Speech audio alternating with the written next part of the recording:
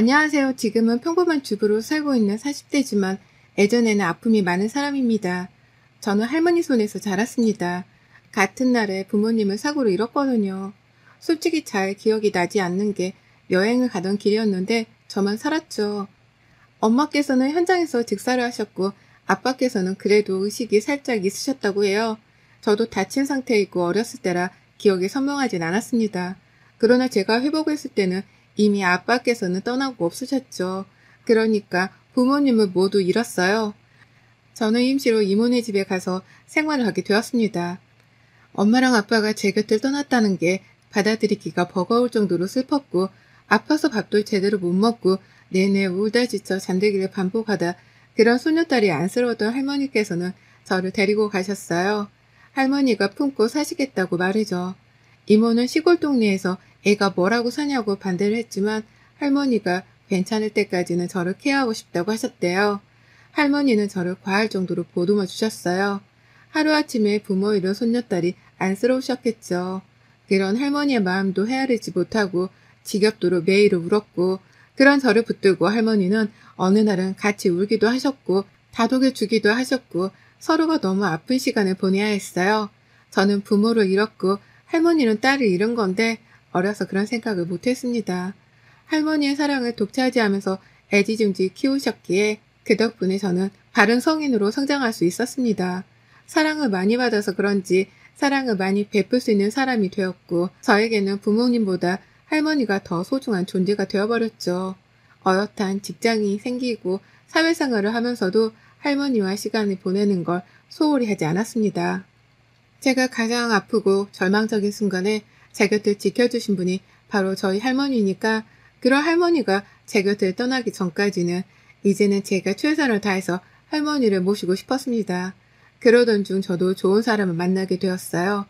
남편은 제 사정을 제가 다 말해서 알고 있었고 그래서 그런지 저만큼이나 저희 할머니께 자상하고 씩씩하게 잘해줬던 사람이었습니다. 그런 모습을 보고 이 사람과의 미래를 그려볼 수 있었어요. 남편과는 3년쯤 만났을 때 아이가 찾아왔습니다. 준비했던 게 아니라서 정말 놀라웠고 회사 일이 상당히 바쁜 상황이기도 했고 혼전 임신이라 무척 당황스러웠습니다. 저녁에 급하게 남편과 만나자고 말을 했고 만나자마자 테스트기를 꺼내밀면서 말했습니다. 수영씨, 나 임신이래. 어쩌지? 이게 두 줄이면 임신 맞는 거지? 정말이야? 우리 아직 결혼 준비도 못했고 지금 한참 바쁜데 진짜 큰일이다. 고마워, 예린아. 고마워. 걱정하지 말고 차근차근 준비해보자. 알겠지? 차근차근 그 준비를 어떻게 해야 할지 모르겠다고 나는. 자신이 없다고 아직은. 결혼은 누가 자신 있어서 해. 그냥 그렇게 다 흘러가는 거지. 안 그래? 불안하고 무서운 저와는 달리 남편은 마냥 신나고 기쁘고 아이의 존재를 받아줬습니다. 그게 한편으로는 다행이다 싶으면서도 계획적인 걸 선호하는 편이라서 조금 두렵기는 했어요. 임신 사실을 알고 저희 할머니께 먼저 남편과 찾아가 이 사실을 말씀드렸습니다. 할머니가 많이 놀라실 줄 알았지만 오히려 너무 좋아하셨어요. 그리고 하루빨리 나를 잡으라면서 제가 결혼하는 걸 보고 갈 수 있어 기쁘다고 하셨습니다. 그 말이 괜히 찡하더라고요. 할머니께는 말씀을 잘 드렸고 이제 시댁에 갔습니다. 남편이 워낙 시부모가 모두 친절하고 좋다고 해서 기대하고 갔어요. 그러나 오랜만에 제가 고아라는 사실을 깨닫게 되었습니다. 안녕하세요, 아버님, 어머님. 저 임애린입니다. 얘기 끝나면 불러. 방에 있을게. 들어가 있어요. 임혜린, 본론은 말할게. 임신을 했다고 해서 결혼을 할 수 있다고 생각했다면 그건 네 착각이야.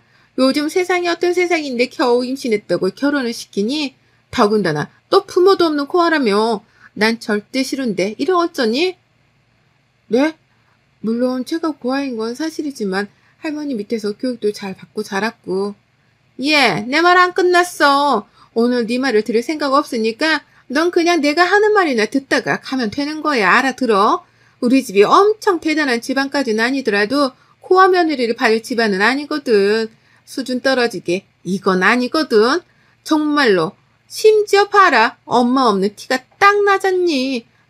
다 큰 처녀가 얼마나 자기 몸간수 하나 똑바로 못했으면 혼자 임신을 하니 창피한지도 모르고 애미가 있었어 봐. 교육을 했어 봐. 달라졌지 상황이.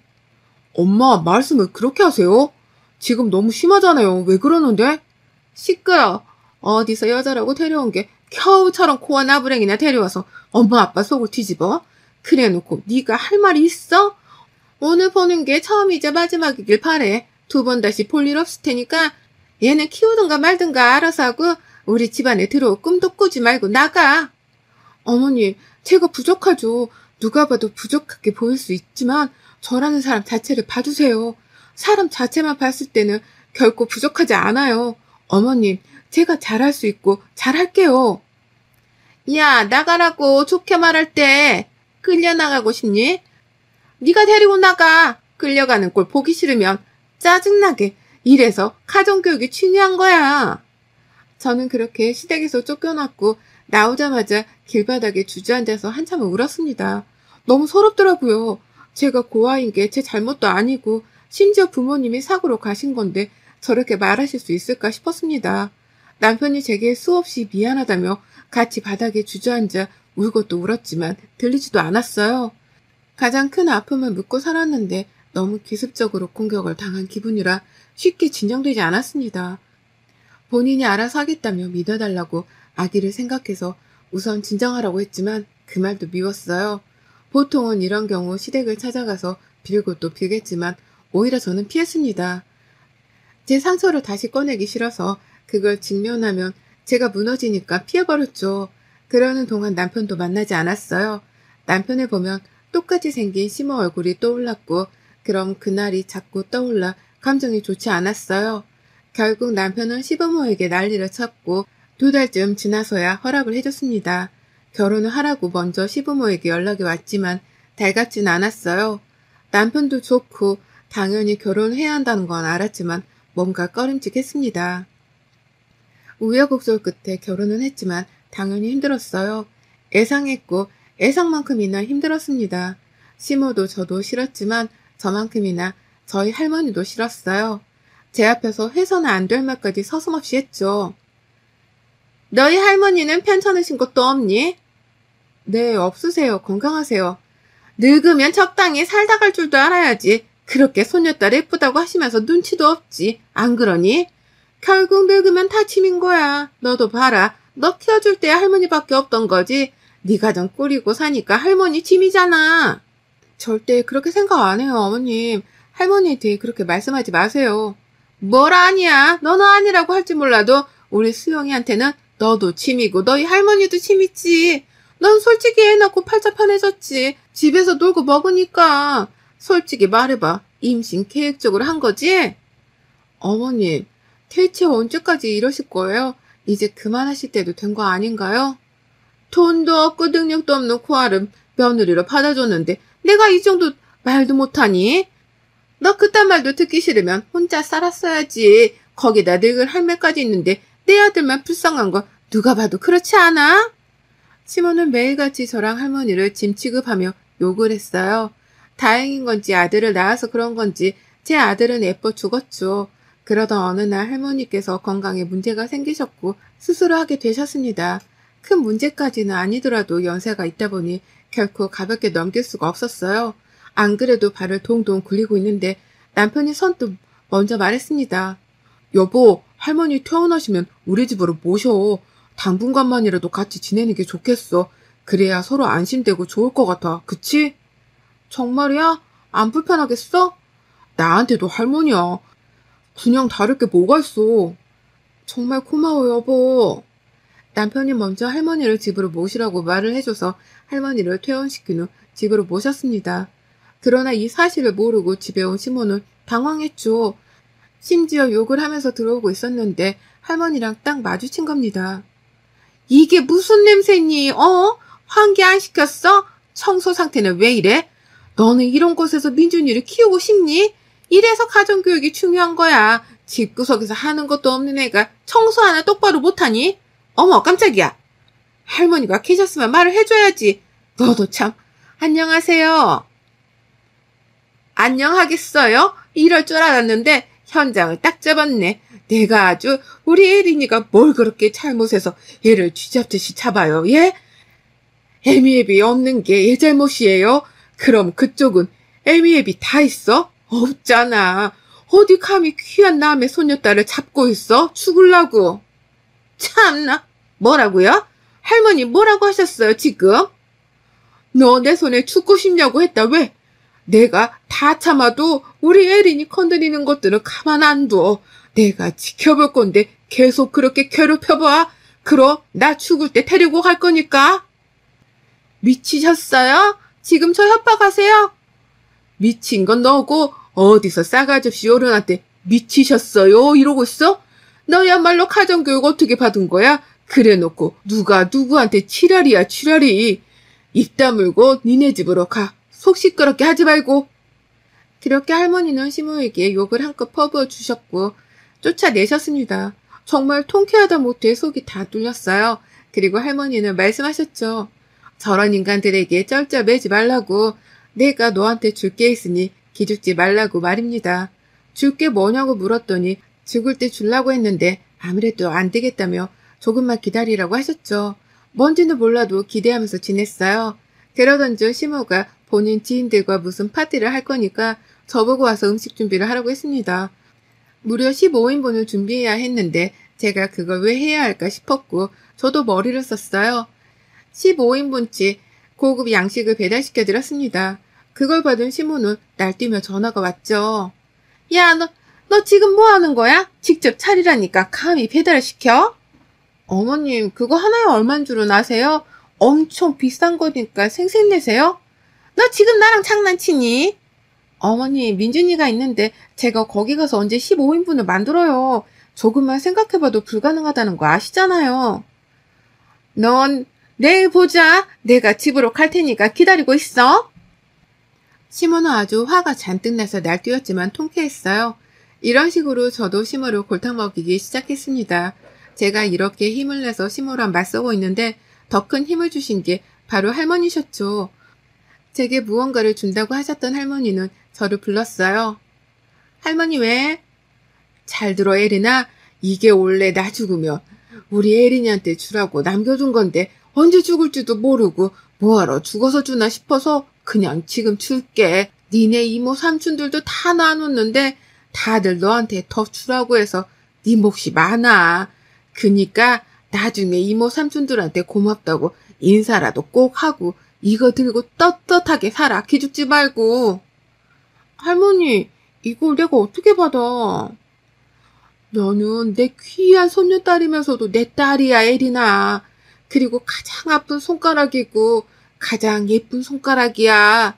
할머니한테 너무 큰 기쁨을 준 손녀딸이라서 내가 오히려 고맙지. 그렇게 할머니께 받은 건 상가 건물이었고 30억대였죠. 여기서 나오는 월세만 해도 상당했기에 접는 눈물이 났어요. 이걸 양보해준 이모와 삼촌들에게도 감사했고 끝까지 붙들고 계셨을 할머니께도 감사했습니다. 무엇보다 할머니의 말씀처럼 믿는 구석이 있으니 당당하게 시모에게 맞서야지 싶었어요. 남편에게도 말하지 않고 우선 월세는 받아서 계속 모으고 있었습니다. 갑자기 큰돈이 생기면 사람이 어떻게 달라질지 몰라서 말하지 않았어요.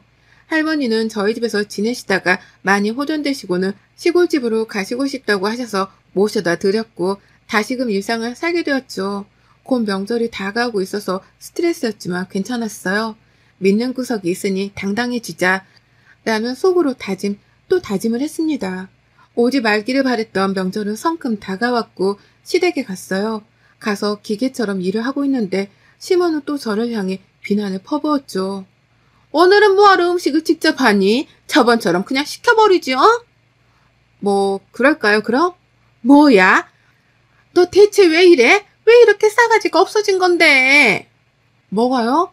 저 원래 이래요. 착하게 해도 싸가지 없고 싸가지 없이 해도 싸가지 없는 거면 그냥 후자를 택하려고요. 그렇게 시모랑 한바탕 말다툼을 하는데 갑자기 누가 시모에게 부침가루를 던졌고 순식간에 하얘졌습니다. 입이 떡 벌어져서 가만히 서서 보고 있었는데 부침가루를 던진 건 다름 아닌 형님이었어요. 시모가 끔찍하게 아끼는 형님이요.